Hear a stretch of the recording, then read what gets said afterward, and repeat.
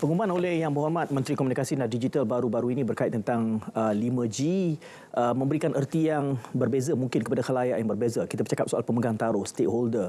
Mungkin ramai yang menonton pada malam ini akan melihat topik pada malam ini dibincangkan dari kerangka pengguna kita sebagai awam, sebagai marhain. Apa manfaatnya 5G ini dari segi teknologi dan juga aksesnya kepada kita, dan bagaimana pula dengan kesan 5G ini kepada pembangunan ekonomi. Kerana kita tahu sebenarnya di dalam unjuran ekonomi, setiap julat kederasan internet itu akan memberikan imbal balas ekonomi yang juga besar. Semakin laju internet, semakin berkembang ekonomi. Itu sudah dibuktikan, bukan hanya dalam konteks Malaysia tapi juga di seluruh dunia. Jadi untuk perbincangan pada malam ini, kita akan melihat isu ini dari kerangkanya sebagai marhain. Juga nanti mungkin kita akan menyentuh juga tentang pemegang taruh, pemain-pemain. Apa ertinya dengan pengumuman yang dilakukan oleh Kementerian Komunikasi dan Digital baru-baru ini. Untuk membincangkan ini secara lebih mendalam, kami bawakan ke studio Presiden Dewan Perdagangan Digital Malaysia, Profesor Dr. Giles Yeo. Prof Datuk, selamat datang ke RTM. Selamat datang. Lama Datuk tak datang ya? Sebelum PKP dulu. Ya. Dan RTM sudah berubah. Mereka yang lama tak datang, kalau datang memang selalunya akan bergulat sikit, struggle sikit untuk mencari tempat. Mencari tempat. Terima kasih Datuk kerana sempat bersama kami. Datuk, sebagai Presiden Dewan Perdagangan Digital Malaysia, sebelum kita terjun secara spesifik tentang persoalan-persoalan yang perlu kita tangani selama 1 jam malam ini, Datuk mengamat-amati mendengar pengumuman yang dibawakan berkait tentang 5G ini oleh Menteri Fahmi Fadzil. Apa komen awal Datuk tentang sidang media itu? Saya rasa MDCC kita ataupun dalam kita punya association, kita mempunyai lebih kurang 100 lebih puluh member yang berkecimpung dalam bidang digital transformasi. Okay. Jadi komen kita daripada apa yang dikatakan Yang Berhormat Menteri, right? Rasanya kita mulakan konsep 5G tahun 2021. Okay. 2021. Kita dah dalam 2 tahun atau 3 tahun. Tahun ini 2023. Alright, jadi komen kita ialah pada hemat saya, Yang Berhormat Menteri mempunyai satu perspektif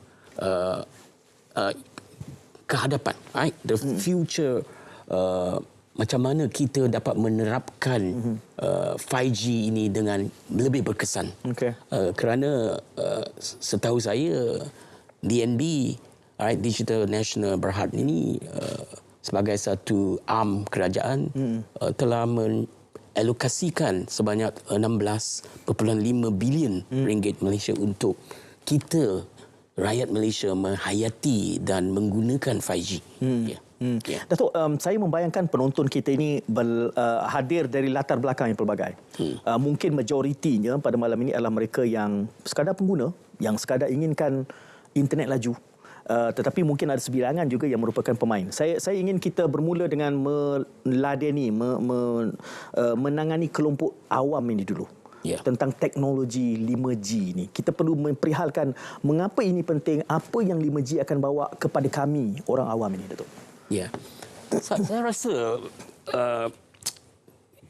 daripada 2G, 3G, 4G, 5G. Jadi sebagai layman atau rakyat yang biasa, mungkin masih ramai yang tidak faham apa itu 2G, 3G, 4G dengan 5G yang kita akan serapkan. Kalau saya ambil contoh yang senang difahami, iaitu kadar latency. Maksudnya kalau kita bandingkan 4G dengan 5G, kalau kita hantar satu SMS, jadi kadar latency atau speed dia lebih kurang 9 milisaat. Okay.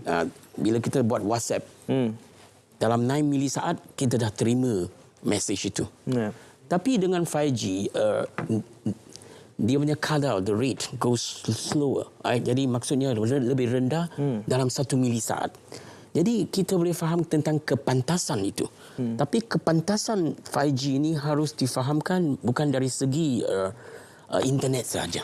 Alright. Jadi saya rasa rakyat umum harus faham bahawa bila kita menggunakan konsep 5G ini atau menggunakan teknologi 5G ini, dia ada banyak kebaikan, right? Dari segi bukan saja dari segi speed dan lain. Yeah. Dalam hal yang sedemikian, kita selalu saja bercakap soal sama ada Malaysia ini berada di depan atau berada di belakang kalau kita ingin banding. Kerana kita tahu dalam konteks teknologi ini, Malaysia bukan peneraju utama. Selalu saja kita merupakan pengguna. Sekunda pula tu. Dibangunkan teknologi itu oleh pihak lain. Jadi secara berbanding, kalau Datuk boleh menilai kedudukan Malaysia, kesediaan kita untuk melaksanakan 5G ini berbanding negara serantau yang kedengarannya, laporannya kelihatan seperti mereka lebih berada di depan kita dalam adoption rate dan juga soal perkembangan teknologi ini, Datuk.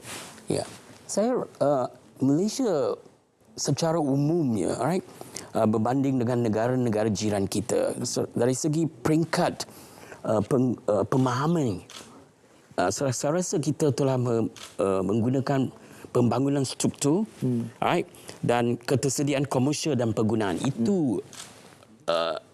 Dari segi itu kita dah ready, especially in the area of commercialization. Okay. Bagaimana e-commerce, bagaimana e-shopping, semua itu kita dah ready. Yeah. Right?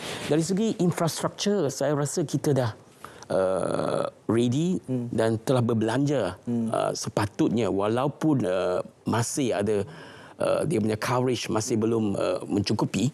Alright? Jadi dari segi itu kita masih di peringkat awal. Right? So we 2021 kita launch. Kita masih di peringkat awal berbanding dengan negara-negara serantau dekat kita. Kalau kita tengok di Asia, of course China dan Korea Selatan, dia banyak tahun ahead daripada kita. Pemakaian 5G dari segi banyak aspek e-commerce dan banyak aspek even dari segi surgery ataupun di hospital untuk orang membuat operation, right? Yeah. Semua itu dah banyak digunakan, right? Di negara-negara dari segi Korea Selatan, China. Jadi kalau dekat negara ASEAN, saya rasa Thailand dengan Singapura, alright, mereka lebih ke hadapan daripada kita dari segi Malaysia. Tapi Malaysia lebih cepat daripada Indonesia. Right? So Indonesia belum berbencap dengan 5G lagi. Adakah bacaan Datuk apa artinya? Adakah kerana dasar kita menyebabkan kita tidak berada di depan? Kerana selalu saja kita mengatakan dalam konteks memimpin ekonomi serantau ini, kita boleh dikatakan antara negara yang punya suara yang kuat. Tetapi dalam konteks adoption misalnya 5G ini, kita tidak sentiasa berada di depan. Apa hambatan sebenarnya? Apa halangan, hurdle yang dihadapi oleh Malaysia untuk kita menjadi pemain utama dalam 5G di Malaysia? Adakah kerana dasar? Adakah kerana kesediaan telco kita, MNO? Saya rasa yang pertama, penerimaan ini dari rakyat umum. Alright? Dari rakyat umum untuk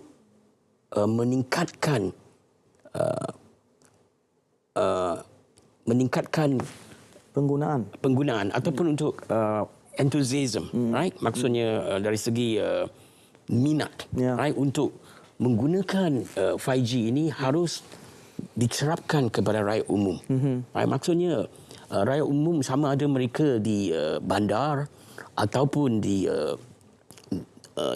luar bandar. Right? Kalau rakyat umum tidak merasa kepentingan 5G ini, then ada banyak halangan dari segi pelaksanaan kerajaan untuk mendapat. Kerajaan dari segi DNB, saya rasa mereka telah membuat apa yang mereka perlu. Right?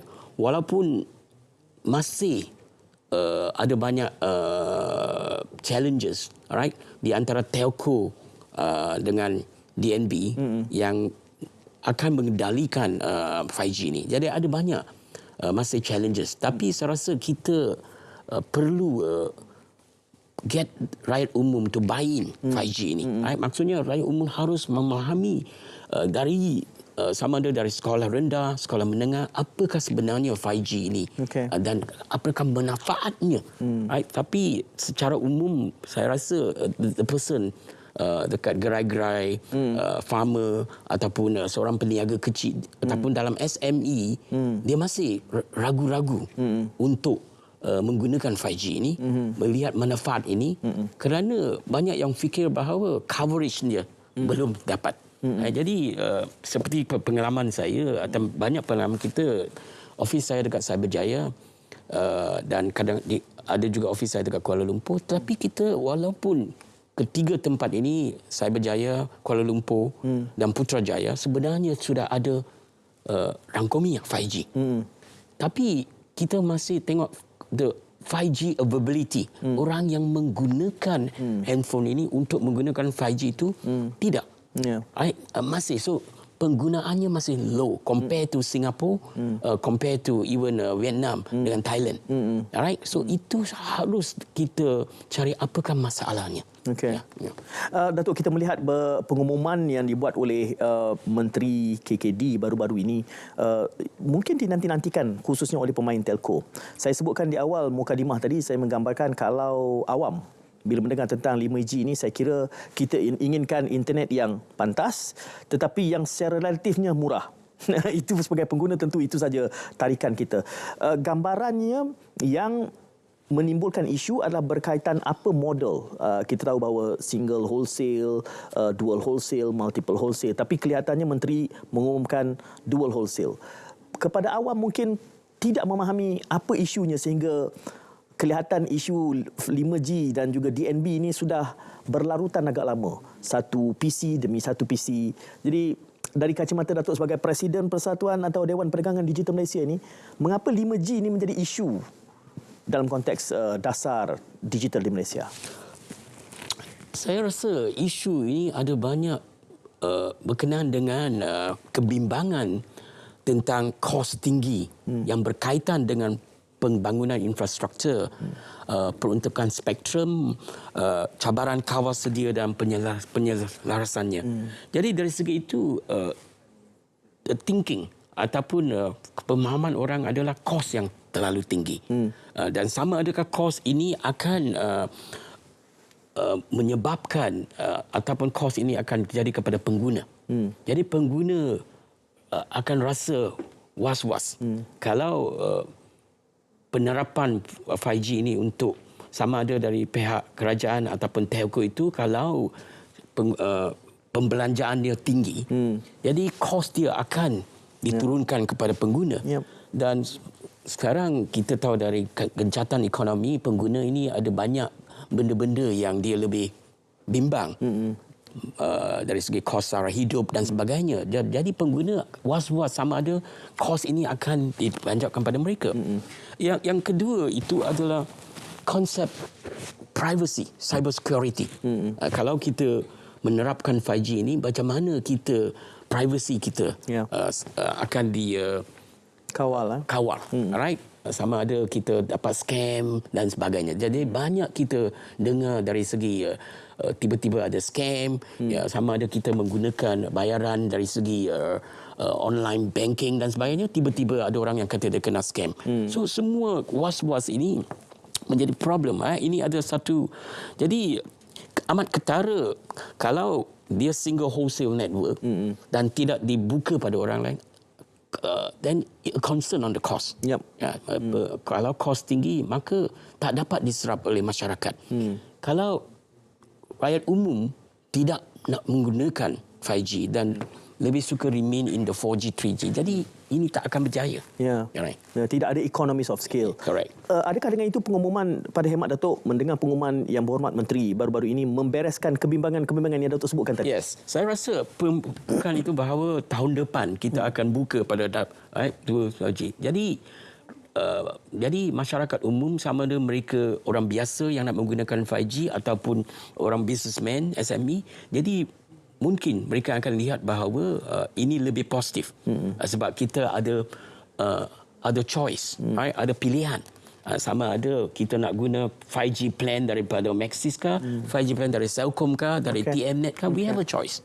Jadi kita akan guna mana yang lebih murah dan impact dia sama. Sebab the struktur dari segi 5G itu struktur dah dibekalkan oleh kerajaan. The backbone is there. Right?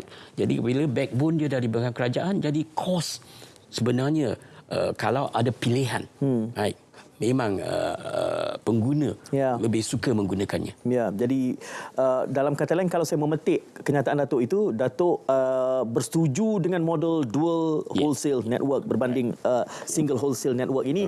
Datuk ada menyebut soal DNB seketika tadi, kami juga berkongsi visualnya, ada sedikit gambaran apa itu DNB, tapi kepada awam saya kira perlu kita sentuh sedikit berkaitan dengan DNB ini, mengapa ianya timbul, apa perlunya dan apa yang berkait dengan DNB ini di dalam pengumuman mutakhir oleh Yang Berhormat Menteri. Kita berjeda dan kembali sejurus selepas ini.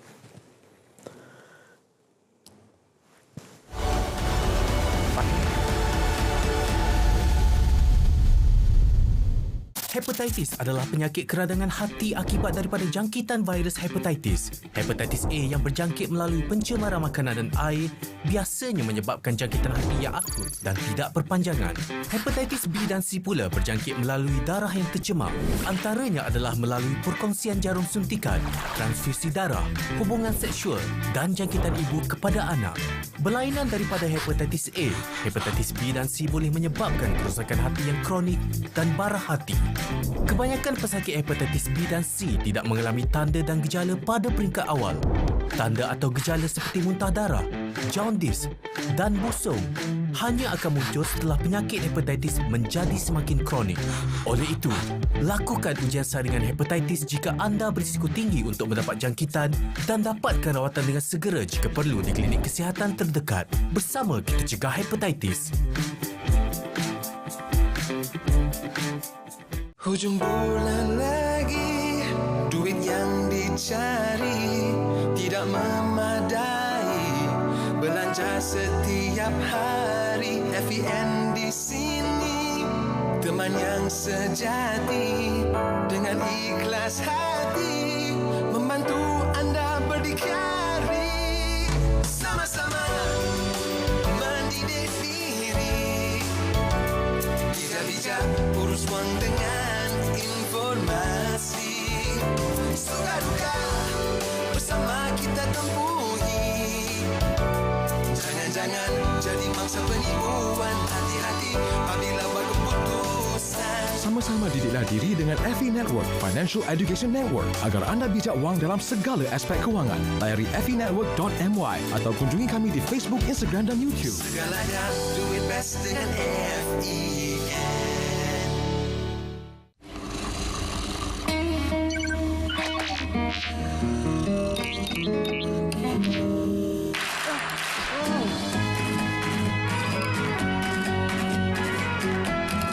Padamkan komputer untuk lebih penjimatan. Satu lagi idea bernas untuk anda.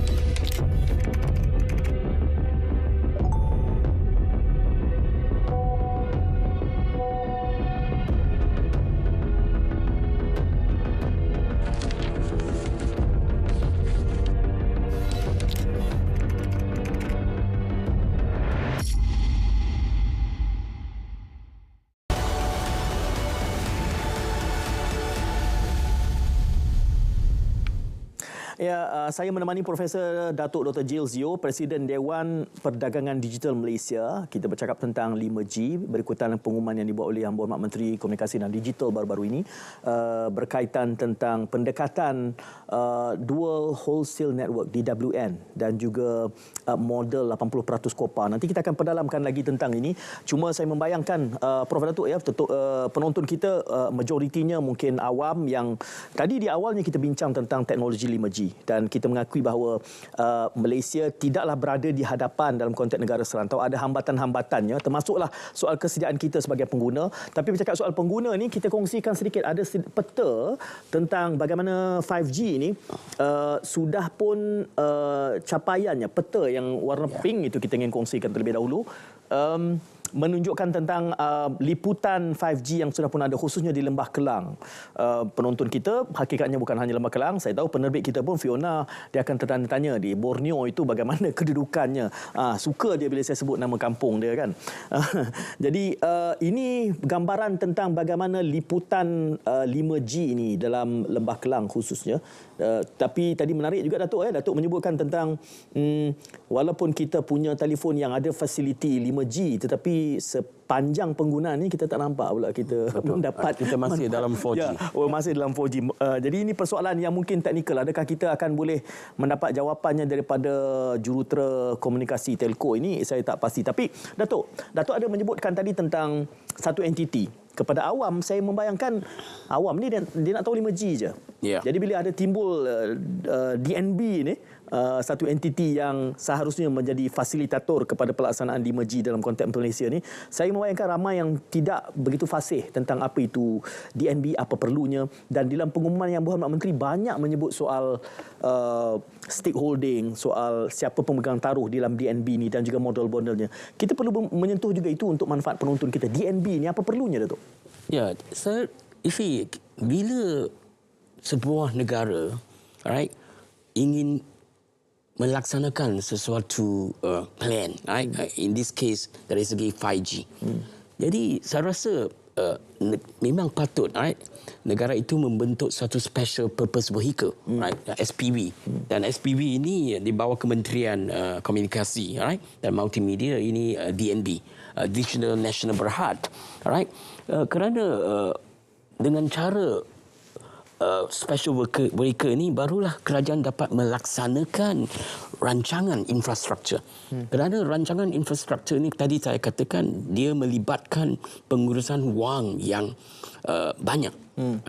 Tadi saya katakan lebih kurang 16.3 bilion ringgit. Ya. Jadi kita mesti ada satu vehicle dan kerajaan membuat satu langkah yang betul, alright, dari segi special vehicle supaya dia dapat mewujudkan the National Digital Infrastructure, NDI. Maksudnya Infrastructure Digital National Malaysia. Okay. Macam dulu kita katakan sesuatu wawasan. Dari sekarang ini kita nak ke arah National Infrastructure Digital, NDI, alright. Jadi DNB ini perlu ditubuh dengan objektif untuk mempercepatkan, alright, dari segi penyediaan infrastruktur 5G. Kalau tak ada DNB, kalau kita nak kata diswastakan, dan pihak mana yang nak melabur, right? Dan kalau kita swastakan tanpa pelibatan kerajaan, then we are not in control. So kerajaan perlu kontrol sebab tentang 5G ni selain dari segi pelaburan, selain daripada akses untuk lain, ada isu cyber security. Yeah. Jadi the government has to be ensure that segala maklumat kerajaan, segala semua itu adalah cyber security untuk connect. Therefore DNB mempercepatkan dan DNB juga memastikan liputan meluas di seluruh negara. Tadi kita ada coverage dia. Alright. Tadi dah ada peta yang menunjukkan coverage dia daripada 2021 20%, sekarang semakin, dan anjakannya sebenarnya tahun hadapan baru 80%. Tapi YB dah kata nak percepatkan. By end of 2023 kita mesti mencapai 80% coverage. Ya. Jadi dari aspek DNB itu saya rasa satu vehicle yang penting.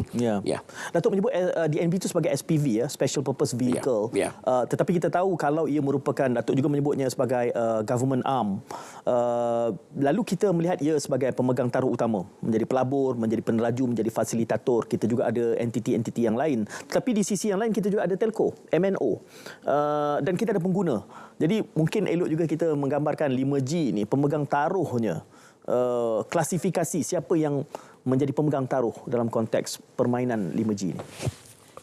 Dari segi pemegang taruh ini, right, kita ada government, right, kita ada pihak telco yang private dan juga pengguna. Saya rasa dari segi stakeholding ini, peneram in the bahasa term is stakeholder. So dari segi itu bila kita dah mencapai satu tahap, katakan dalam 5 tahun yang akan datang, kita mungkin dah matang dari segi penggunaan 5G. Then dari segi peratus stakeholding dalam segi konsep bisnes itu, mungkin DNB akan boleh liquidate dia punya stakeholding kepada peserta-peserta ataupun stakeholders yang lain, sama ada dari segi telco ataupun dari segi swasta-swasta yang tertentu. Jadi saya rasa itu ada satu anjakan atau satu cara yang betul, right? Dan boleh, right? Jadi pada masa ini DNB hold the major stakeholding, right? Tapi saya rasa kerajaan ada rancangan untuk liquidate dia punya stakeholding bila kita sudah matang, alright, dan melibatkan banyak penggunaan. Alright. Kepada awam mungkin saya sebutkan sekali lagi di awal tadi, kita pengguna. Saya membayangkan saya suara pengguna. Datuk mungkin antara pemain sebab Datuk Presiden Dewan Perdagangan Digital. Kepada penonton, isunya kami cuma ingin internet yang laju, internet yang murah, tetapi internet yang juga stabil dan juga ada security, menjamin keselamatan data peribadi misalnya. Kelihatannya sidang media yang dibuat oleh Yang Berhormat Menteri ini cuba untuk mengimbangi kepentingan yang rawak ini, yang rencam ini. Pelbagai pihak, pelbagai pemain stakeholder ini punya keutamaan, punya interest, punya keutamaan yang berbeza. Perlu kita jelaskan juga supaya penonton faham, kenapa dia ni meminta SWN, DWN misalnya, kenapa telco ingin tu, telco ini.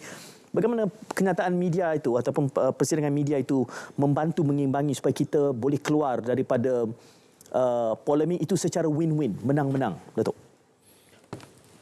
Okey, saya rasa dari segi ini, beberapa stakeholder, kalau kita lihat dari segi komersial, alright, jadi kalau telco itu dia masuk dan dia invest, so mereka semua melihat dasar kebanyakan dari segi keuntungan, profit.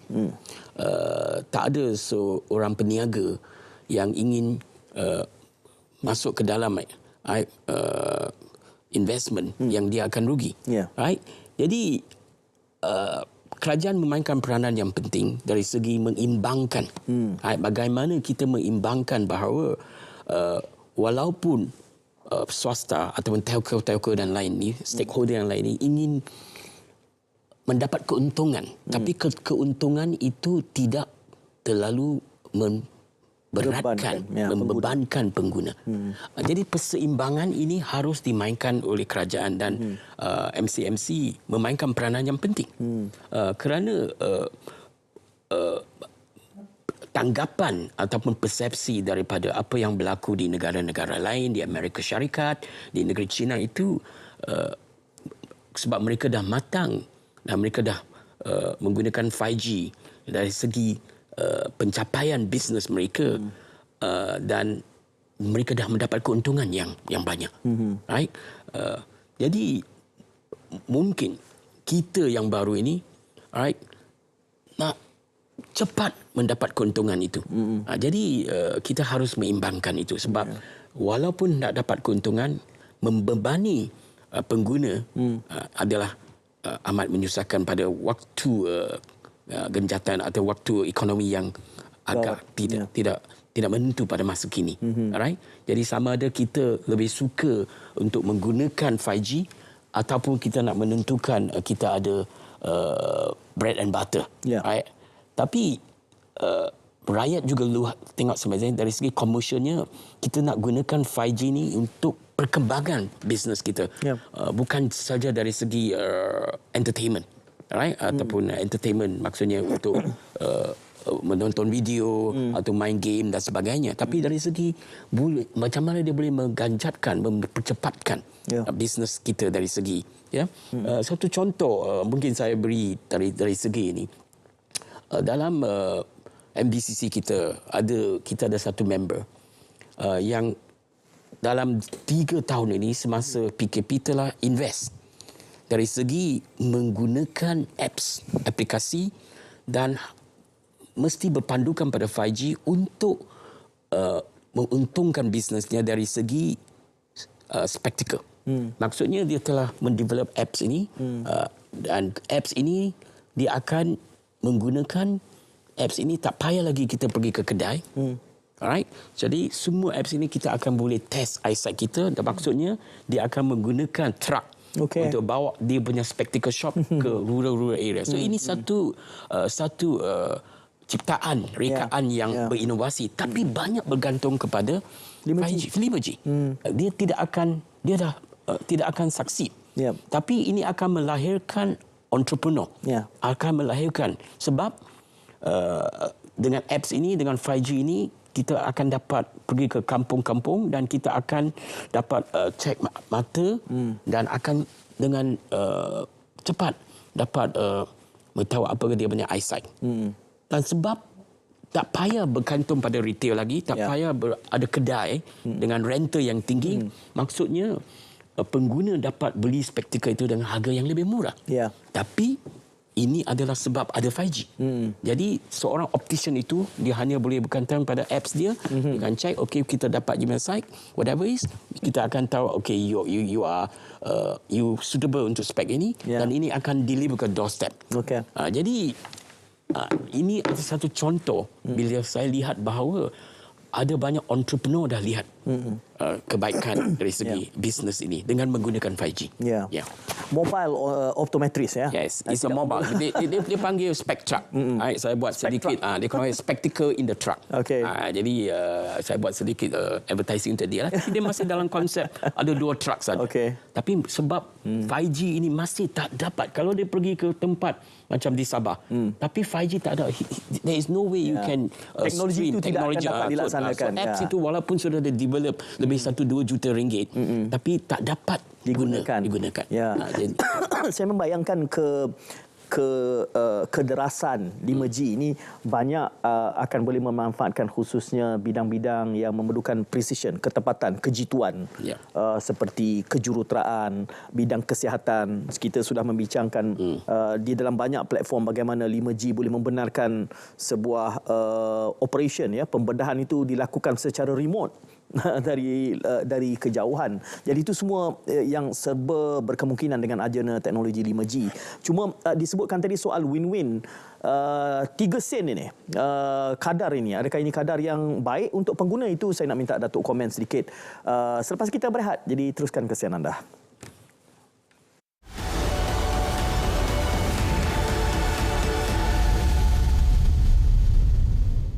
Dengan sistem aplikasi MES 999, bantuan kecemasan kini lebih mudah.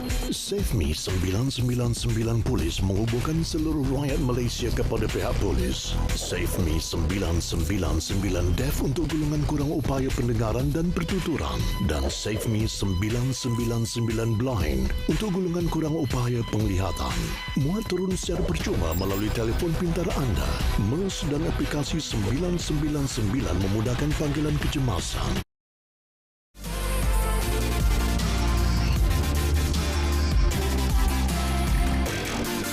Saya ini bagus. Ini adalah satu usaha kerajaan yang patut kita hargai dan kita banggakanlah bagi membantu rakyat kita yang agak susah sekarang. So ini agak economical untuk customer kita lah.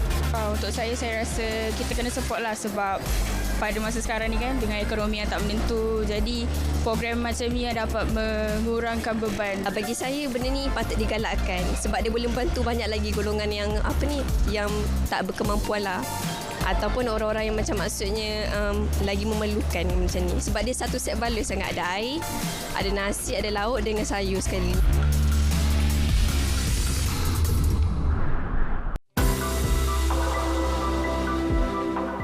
Polis Diraja Malaysia akan memberikan kadar khas bayaran saman bermula 21 April sehingga 21 Mei 2023 bagi semua saman trafik PDRM kesalahan tahun 2022 dan sebelumnya.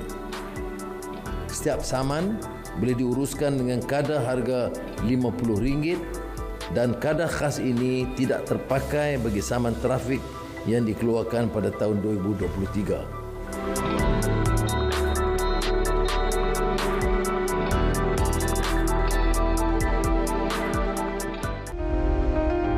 Saya sekali lagi tekankan hebatnya pimpinan dan jemaah menteri sekarang. Tidak satu laporan setakat ini mengenai kecurangan oleh pimpinan kerajaan perpaduan dalam kegiatan ini. Dan ini sudah rekod dalam sejarah. Kalau orang tanya, apa hebatnya kerajaan perpaduan?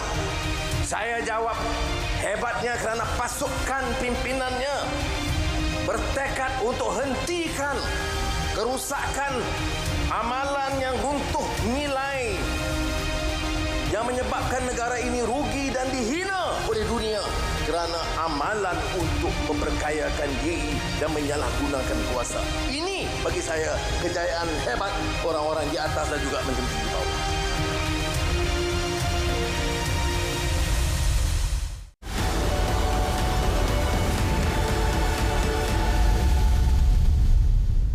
Kita bercakap tentang 5G kesannya kepada pengguna dan pengumuman yang dibuat oleh Yang Berhormat Menteri baru-baru ini tentang apakah model untuk bergerak ke hadapan, way forward, melihat kepada keperluan dual wholesale network.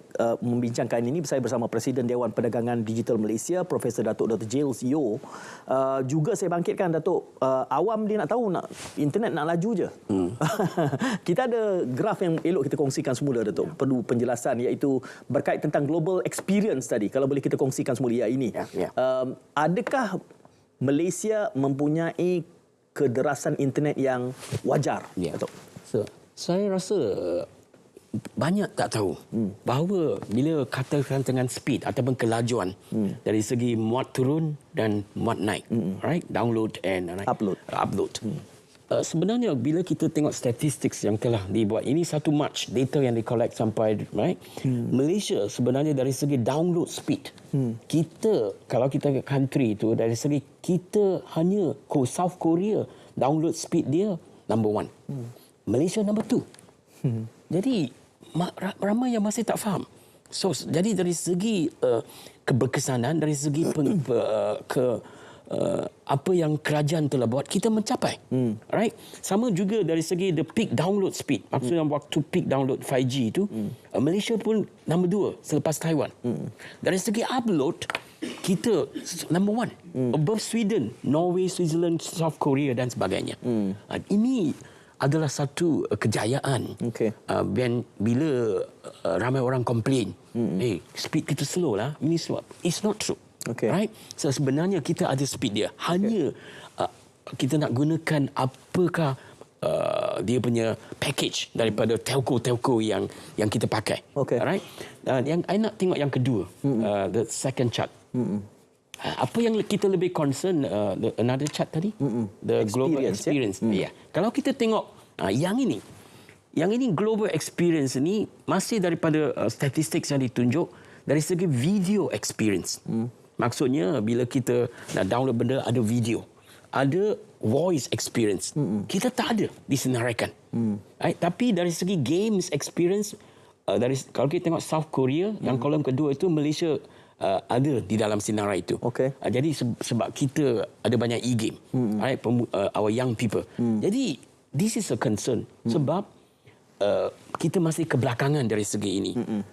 Dan kita harus lihat bahawa kalau kita nak buat live streaming, video streaming, e-shopping yang menggunakan online, real time, tunjuk cara memasak dan sebagainya, ini kita harus faham bahawa keberkesanannya dari segi video experience dan voice experience harus diperkasakan lagi. Right?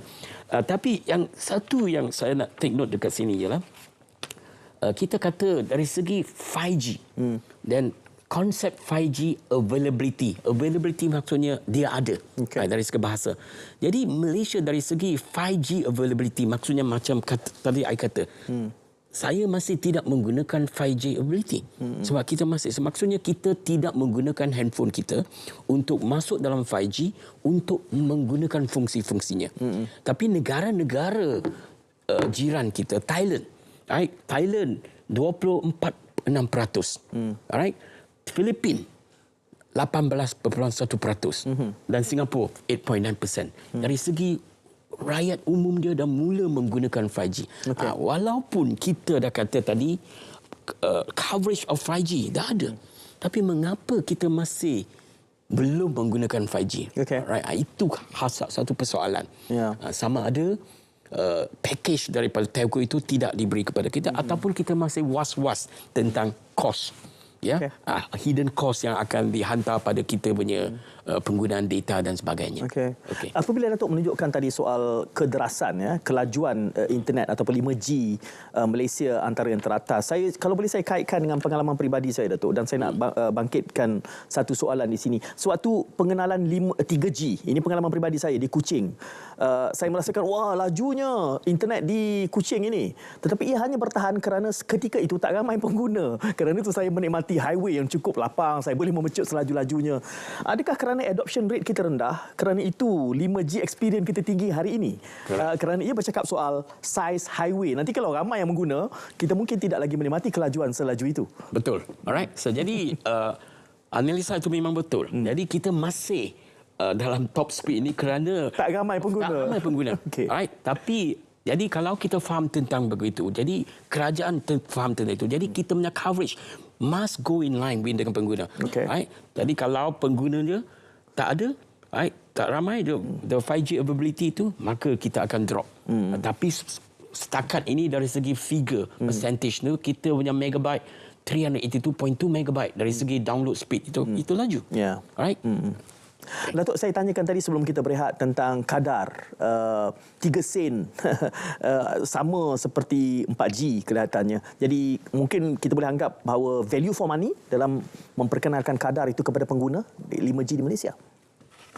Saya rasa ini a win-win. Right? Jadi dari segi 3 sen ini ini adalah satu win-win yang boleh di accept oleh pengguna, right? Dan dari segi telco company. Jadi I think it is a good thing, right? Jadi sebab dia tak jauh daripada 4G. Satu isu yang selalu dikaitkan dan ia cenderung untuk menjadi isu politik apabila model ala DNB ini, Datuk. Ada cakap-cakap polemik yang mula mengatakan bahawa, bukan mula, satu ketika dulu, saya kira Yang Berhormat sudah pun menanganinya. Dia anggap bahawa ini berpotensi menjadi satu lagi insiden umpama 1MDB. Mengapa timbul sampai begitu sekali soal DNB ini, dan adakah kita sudah menjawab keraguan itu selepas sidang media bersama Yang Berhormat Menteri? Saya rasa rakyat Malaysia masih tak boleh melupakan skandal 1MDB, yang berkesanannya, the impact kepada kita. Jadi bila melihat tentang DNB yang berpotensi melibatkan kewangan yang begitu banyak peruntukan dari segi bajet dan juga dari segi itu, jadi adalah tidak disalahkan kalau masyarakat ataupun berpendapat atau ada konsep bahawa mungkin ini akan ada banyak manipulasi dari segi skandal dan sebagainya.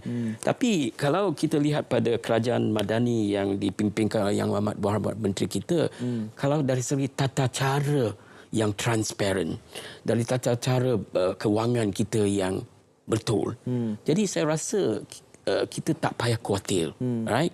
Jadi kalau kita ada tender yang above board dan sebagainya, jadi walau bagaimanapun ini hanya satu kritikan yang spekulatif, right? Pada masa spekulatif, tidak ada unsur-unsur bukti yang menunjukkan ada tindakan atau tabir urus yang menjurus ke jana 1MDB macam skandal itu, ya.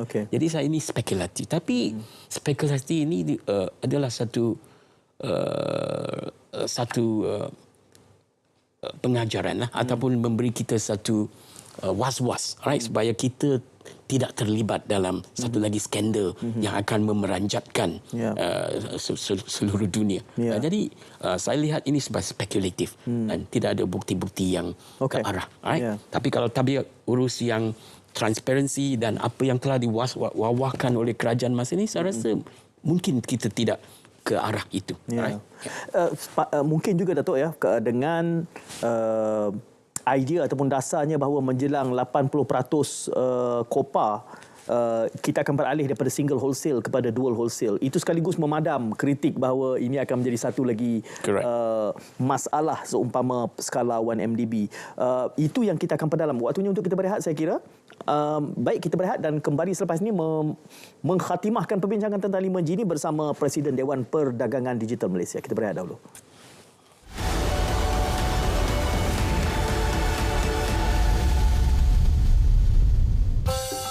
Ini Bob. Bob adalah seorang penyelam marin. Setiap hari, Bob mendapati semakin banyak plastik dihanyutkan ke dalam laut. Kesannya boleh mengakibatkan jumlah plastik melebihi daripada hidupan laut menjelang 2050 jika tindakan tidak diambil. Dianggarkan 50% plastik yang dihasilkan adalah plastik sekali guna dan 13 juta tan plastik dihanyutkan ke laut. Kerana sayangkan alam sekitar, Bob mengambil inisiatif membersihkan sisa plastik.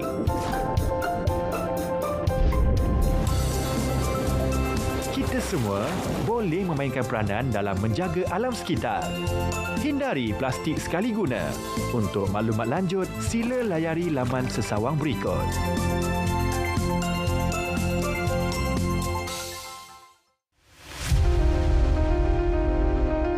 MA 63 bertempik puluhan tahun.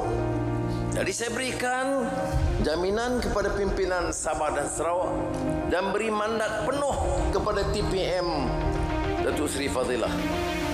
Ambil bidang kuasa ini dan selesaikan sedaya upaya, apa sahaja janji yang dimeterai, laksanakan. Ada yang memperolok, ini kerana kononnya jaminan sokongan GRS GPS. Saya jawab, itu ada. Tapi yang lebih penting ialah tanggungjawab pimpinan generasi kini adalah untuk melaksanakan sumpah setia dan janji bapa-bapa kemerdekaan kita.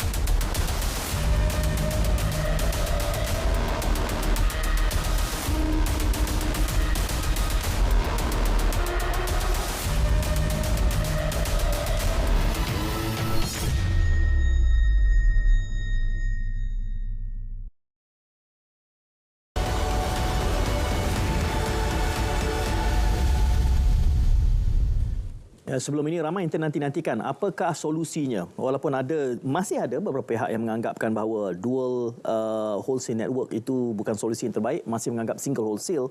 Tetapi saya kira sebelum kita berehat tadi, saya bersama Presiden Dewan Perdagangan Digital Profesor Datuk Dr. Giles Yeo sudah membicarakan tentang bagaimana keresahan awal tentang kemungkinan DNB itu akan menjadi satu lagi masalah pada skala 1MDB ini sudah terungkai dengan boleh kita sebut menghapuskan monopoli menjelang 80% Kopa. Jadi saya kira pengumuman yang berhormat Menteri ini adalah sesuatu yang sepatutnya benar-benar win-win kepada semua. Boleh saya sebut begitu, Datuk? Datuk setuju?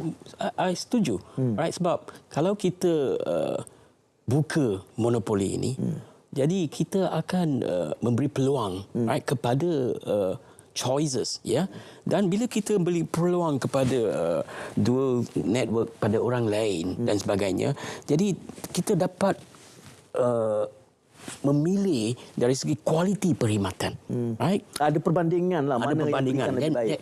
Bila ada choices, jadi A akan datang dengan kualiti perkhidmatan. Jadi selain daripada kualiti perkhidmatan, kita juga kata tengok dari segi di pengalaman pengguna, the customer's experience. Jadi bila kita buka jadi ada setempah akan memberi pengalaman pengguna, the customer experience yang lebih kepada seseorang pengguna. Kalau monopoli, then we will say, okay, you nak pakai lah, you jangan komplain warna tak cantik dan sebagainya, design tak cukup, flow dia, right? So jadi dari segi pengalaman pengguna ni juga, dan of course tadi kita dah kata kos langganan, right? Jadi kita akan mendapat kos yang paling baik dan paling berfaedah kepada pengguna. Value for money. Value for money, correct. Maka kita cuma dasarnya sudah diumumkan. 80% Kopa baru kita memulakan dual wholesale network.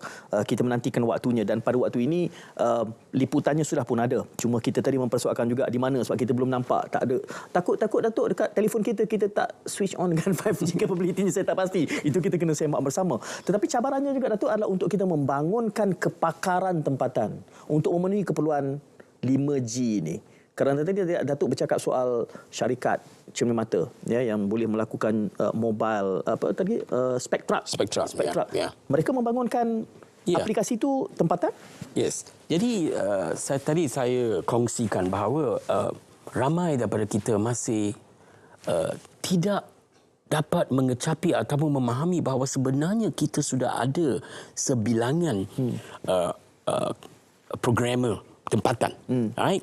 Kita kebanyakannya bergantung kepada programmer dari negara India, because they are the movers and shakers dari segi Internet of Things, dari segi aplikasi 5G, dan dalam company Spectra ini, yang di mana saya sebenarnya adalah penasihat, kita telah menggunakan seorang lokal untuk develop apps ini, yang akan lebih bergantung kepada 5G sebagai vehicle untuk menggerakkan apps ini, dan dia adalah seorang Bumi Putra. Okay. Alright, and we find out that dalam meeting kita dan banyak itu, kita ada banyak kemahiran ini daripada orang yang suka dengan the Internet of Things, suka dengan IR 4.0, dan mereka memahami tentang membangunkan skill-skill ini.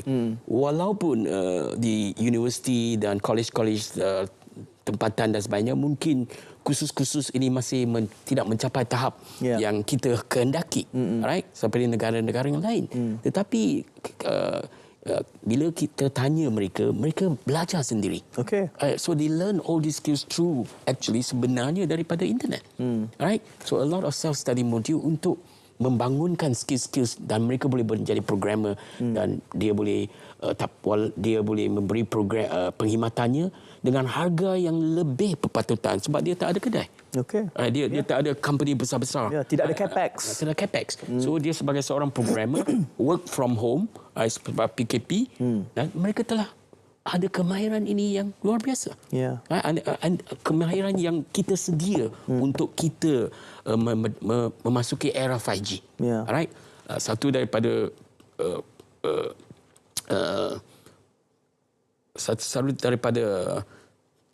penting, ialah ciri penting. Ciri-ciri.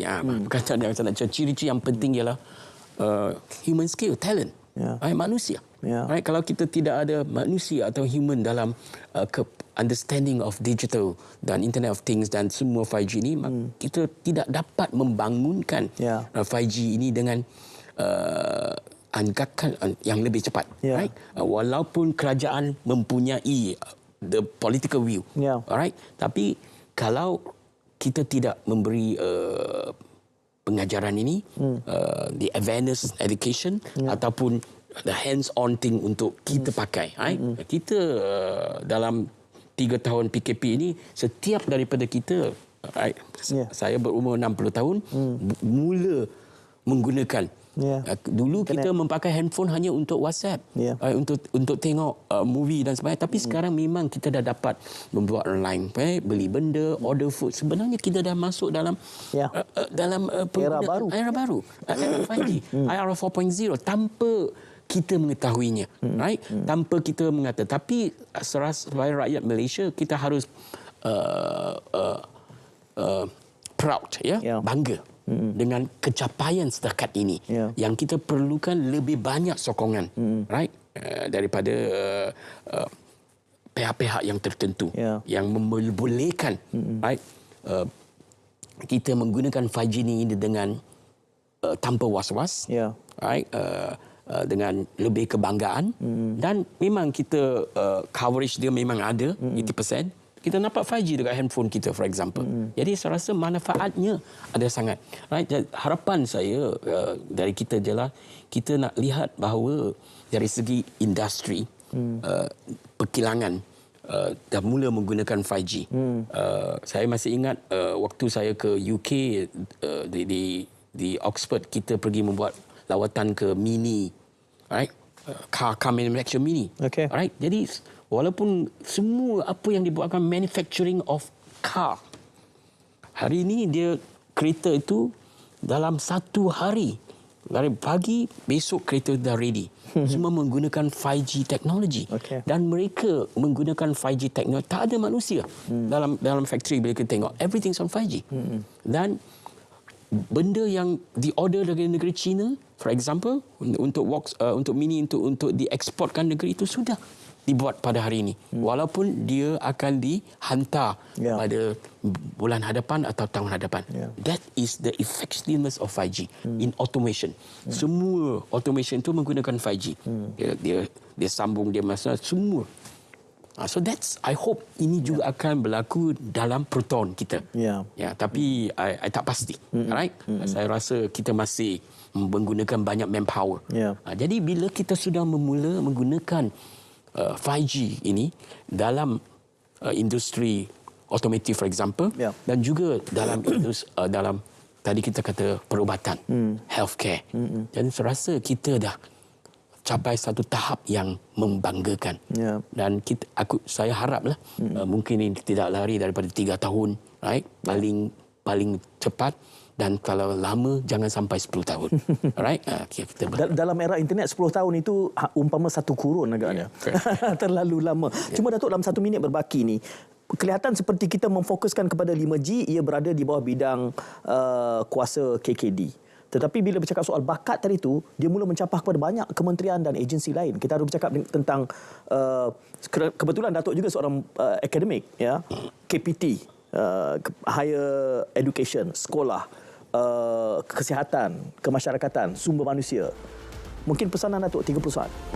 Jadi saya rasa dari segi sumber manusia, kita perlu mengadakan graduan-graduan sama ada daripada college, daripada sekolah, kemahiran dan politeknik dan sebagainya, universiti. Kita harus. Jadi kementerian-kementerian, saya rasa mereka telah bekerjasama atau rundingan human resource, sumber manusia, Kementerian Pengajian Tinggi, Kementerian Pendidikan dan juga komunikasi. Jadi ada workshop benda itu yang telah diadakan sebagai mengatakan sumber manusia kita yang akan datang. Alright, apa jenis manusia yang kita hendak perlukan. Right? Sebab mereka yang penting dari era 4.0 dengan digital 5G dan mungkin dalam masa yang singkat 6G. Right? Itu kita akan nantikan. Prof. Datuk Dr. Giles Yeo, Presiden Dewan Perdagangan Digital Malaysia, pada malam ini bersama menemani saya bercakap tentang manfaat inisiatif 5G. Terima kasih Datuk. Mudah-mudahan sempat lagi, tidak menunggu 3-4 tahun lah. Akan kembali lagi tak berapa lama selepas ini. Terima kasih kepada semua penonton. Kita jumpa lagi insya-Allah dalam kesempatan akan datang. Assalamualaikum. Salam jumpa.